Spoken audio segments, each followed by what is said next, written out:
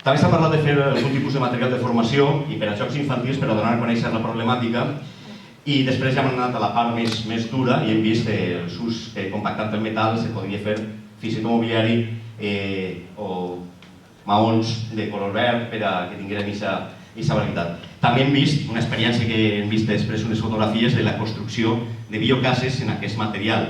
En les bales de palla se poden fer algun tipus de construcció per a un ambient rural. No ho veig jo en el carrer Colón, però per ahir està ben prou bé. Després substracte per a fer cultius, com fibra, i mobiliari urbà també per a zones turístiques o entradors de platja o sombretes per a ahir. I el típic del paper de fumar. I després ara ells ens explicaran quins pensem que són els actors i actrius que poden ser part d'aquesta solució. Entre els actors principals estaria el que seria Conselleria, Generalitat, Ajuntaments, un poquet que és un problema ambiental que afecta als pobles propers de l'Albufera i també en general, i n'hi ha que buscar una solució perquè és una contaminació molt important que es produeix.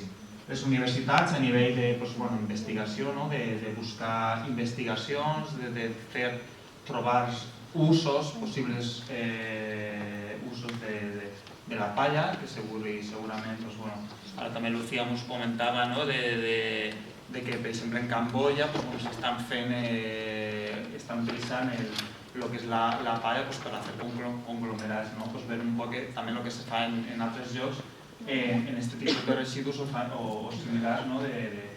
També centres educatius, una idea que he deixat també és, per exemple, utilitzar també aquesta palla, potser en escoles, per a que també els coneixin què poden fer, que poden fer cestes de palla o els usos que poden fer per a conscienciar d'alguna manera també que no és un residu, sinó que pot ser un recurs i donar-li una altra vida i que la gent també estigui més conscienciada.